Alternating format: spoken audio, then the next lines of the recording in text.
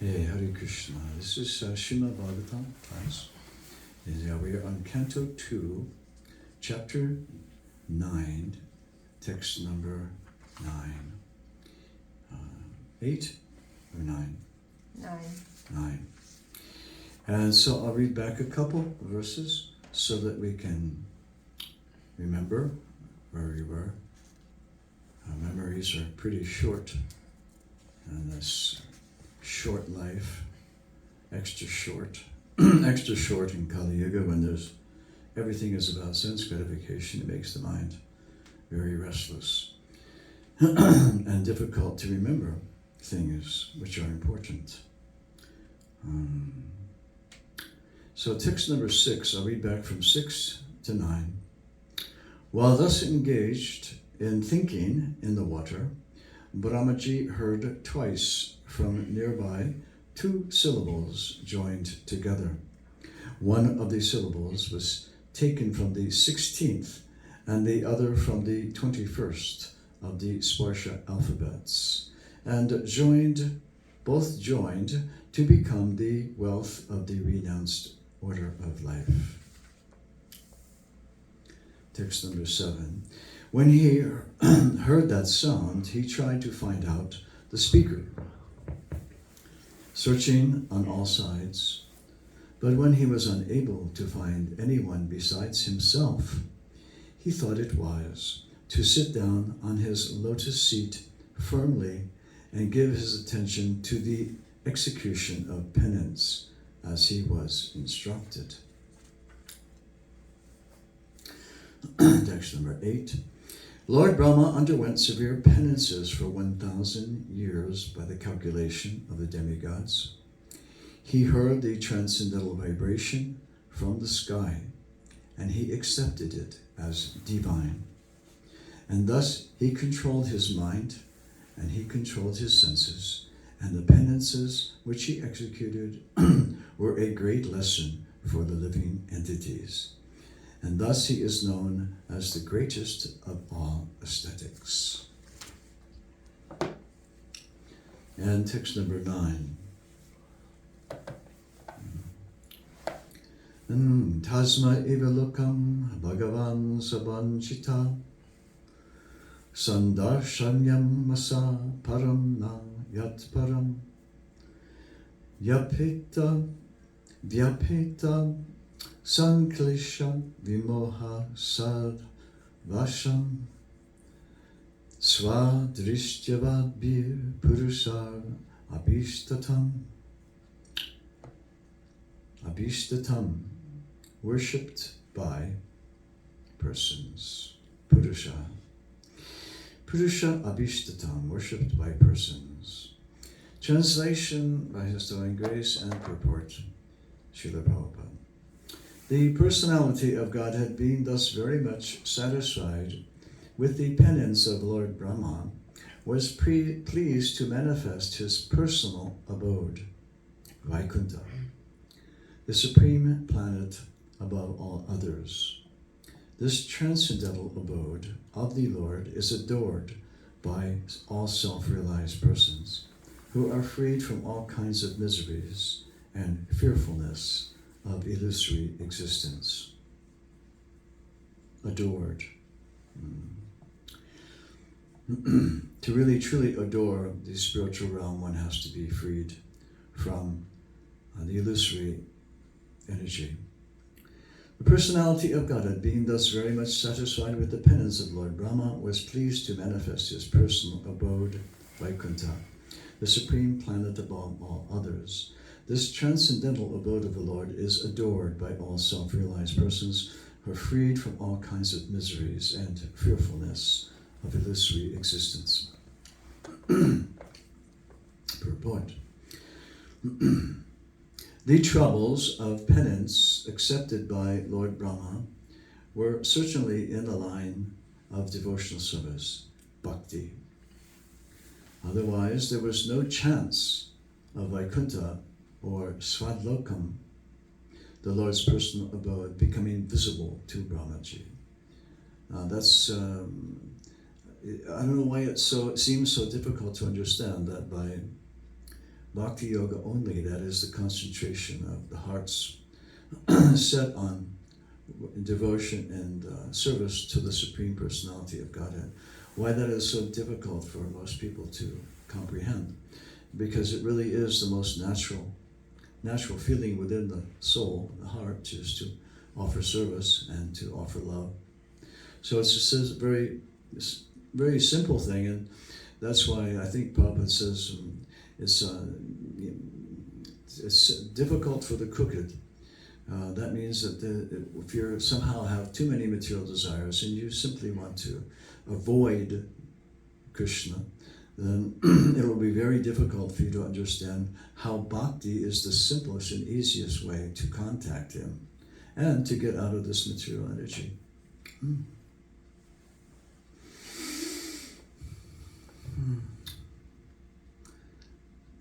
So that's why, Brahmaji must have engaged in bhakti penance, because otherwise the Lord wouldn't have shown him his home.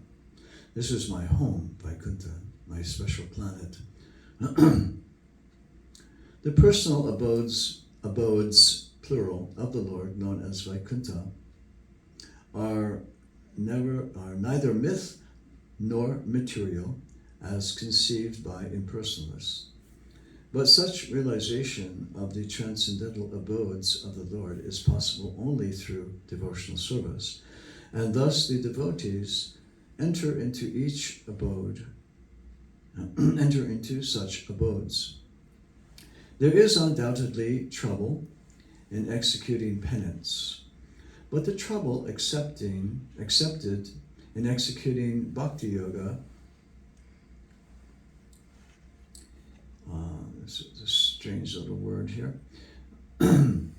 transcendental, there's a space between transcendental, but the trouble engaged in executing bhakti yoga in transcendental happiness from the very beginning, whereas the trouble of penance in other processes of self-realization, namely jnana yoga, dhyana yoga, etc., without any Vaikuntha realization, ends in trouble only and nothing more. There is no profit in biting husks without grains. Chewing husks without grains. No benefit, no vitamins, no minerals. Yeah, the husk is not it's completely tasteless. If you ever had a chance to somehow or other come across the husk in your mouth, you realize that it is absolutely tasteless.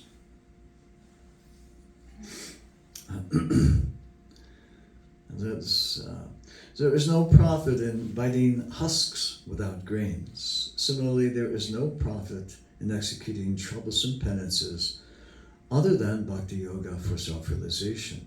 And see, the bhakti yoga is so nice because it gives you pleasure at every moment during your penance. So it's not just suffering.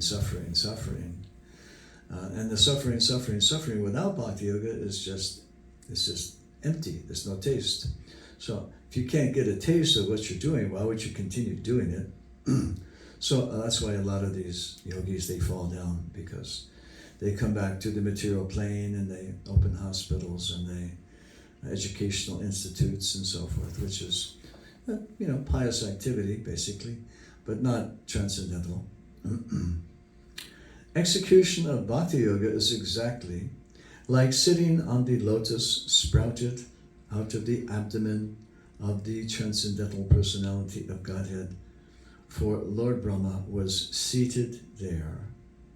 Brahmaji was able to please the Lord, and the Lord was also pleased to show Brahmaji his personal abode. This kind of reflects on that video yesterday where Prabhupada was telling how when a devotee submits himself in loving service to Krishna, Krishna does the same. He becomes the devotee's servant.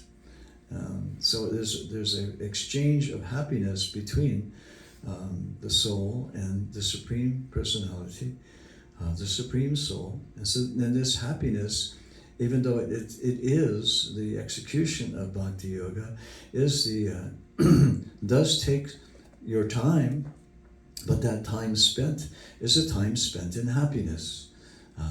So transcendental happiness, not material sensual happiness.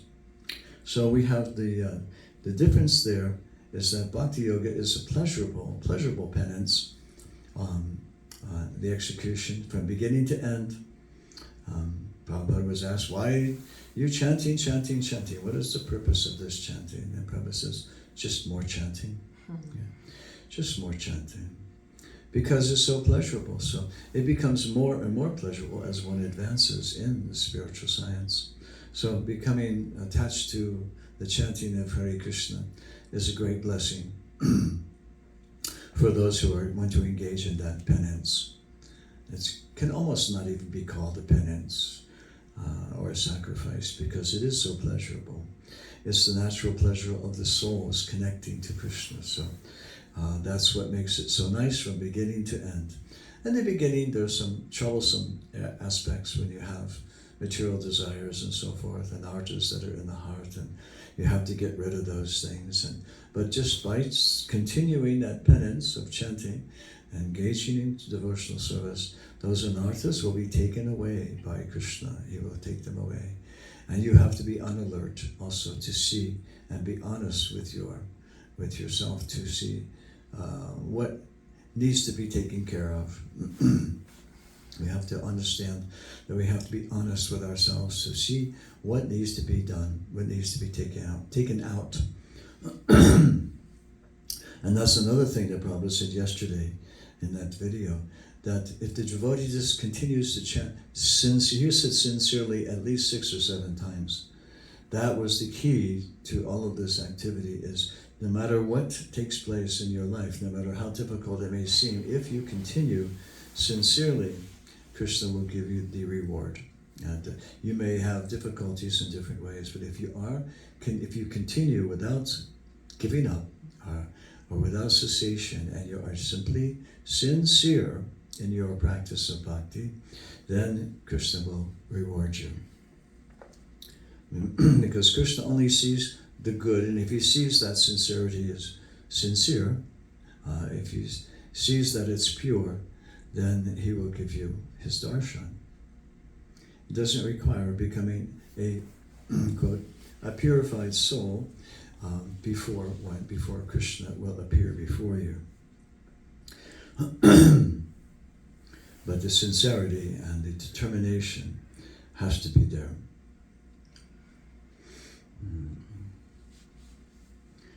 Srila Jiva Goswami narrates in the comments on his Krama Sandarbha annotation of Srimad Bhagavatam quotations from the Garga Upanishad. Vedic evidence. It is said that Jagavalkya described this transcendental abode to Lord Gargi. It is said there that the abode of the Lord is situated above the highest planet in the universe, namely Brahmaloka. This abode of the Lord, although described in the revealed scriptures like the Bhagavad Gita and Srimad Bhagavatam, remains only a myth for less intelligent men with a poor fund of knowledge. Herein, the word Shradrishcha Vadbi is very significant. Shradrishcha Vadbi. One who has actually realized his self realizes the transcendental form of oneself. One who has actually realized his self realizes the transcendental form of one's self. So we have form. Everything that we see in front of us has form. We have form. Every person has a form. There are formless energies like the air, you see, and we say the heat. These are like formless energies. So you can take it from that side that the impersonalists can say, well, the form that I have and the forms that I see around me are so troublesome that maybe we're more like air or sunshine or something which is formless. But we see that if one engages in this transcendental science properly, he begins to find and see himself within. And this is guaranteed if you follow the process.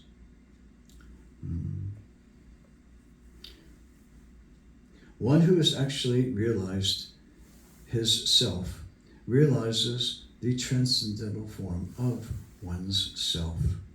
That you realize that you are a transcendental living entity. You are always an entity with consciousness, a person, but it's not a material person. You are a spiritual entity. Impersonal realization of self and the Supreme is not complete because it is just an opposite conception of material personalities. That's what I say. So all these material personalities are very troublesome, and therefore we must be more like air or sunshine and give up all these forms. We have an expert impersonalist. Is he? What's his name? What's his name? Anthony. Anthony is expert in the impersonal conceptions. But the impersonal conception is so easily defeated that it's not really worth putting much time towards it. Because it contradicts everything that we have, everything that we experience. The material body is overcast with 5 kinds of miserable conditions, namely ignorance, material conception, attachment, hatred, and absorption. As long as one is overwhelmed with these 5 kinds of material miseries, there is no question of entering into the Vaikuntha planets. That's an interesting lineup, namely ignorance, material conception, attachment, hatred, and absorption. What is hatred? What is hatred? Hatred comes, I think that's what it means, is hatred comes from this having so much trouble with these material forms that you begin to hate this material existence. You begin to hate, you just want to get out of this material existence. And so then you try to get away from these material conceptions. Hatred and absorption. What's absorption? Just the opposite of the hatred is they become absorbed in material activities.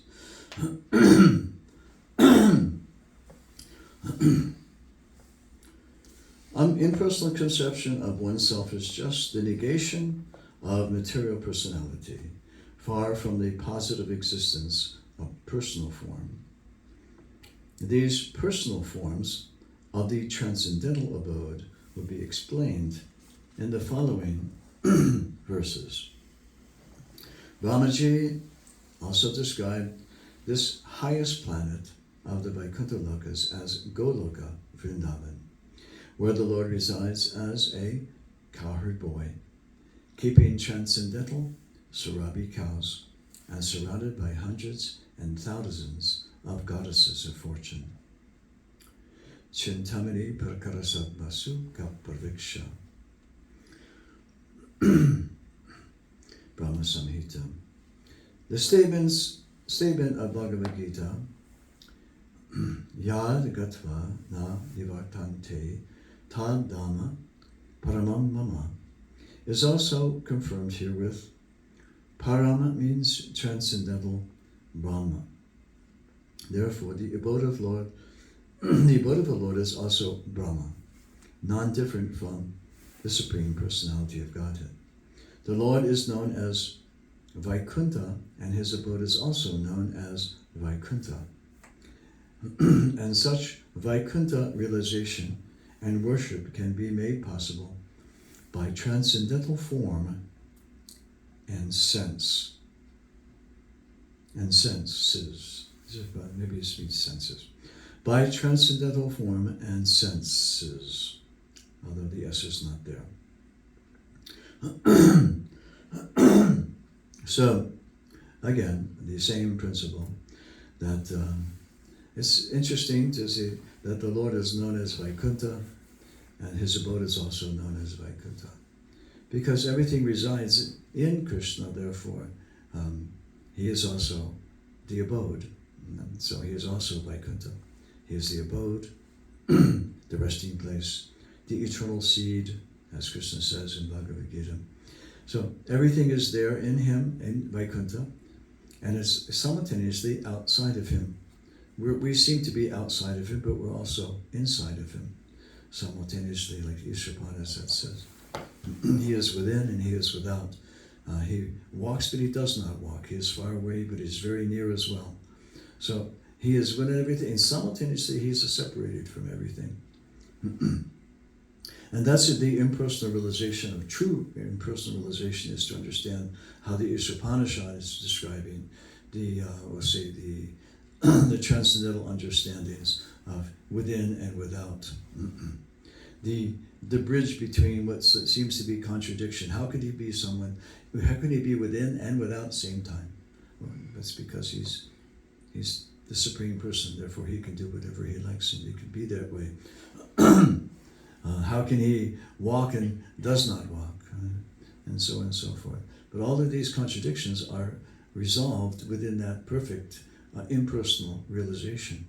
And then you see that behind, thus my Lord, please remove that effulgence so I can see your beautiful form of eternity.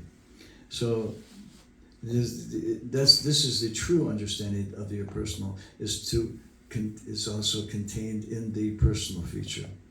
And therefore everything is totally complete when you have the personal feature understanding the impersonal feature simultaneously. Not just, that's why Prabhupada says the impersonal feature is incomplete by itself. Incomplete.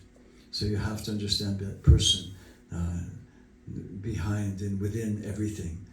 It's really inconceivable to the poor little brain of a human being. But at the same time, you can almost wrap your heart around it, almost wrap your mind around it, and understand it, but how it needs to be understood. Inconceivably one and different. Hare Krishna. Srila Prabhupada. And that is the entire purport.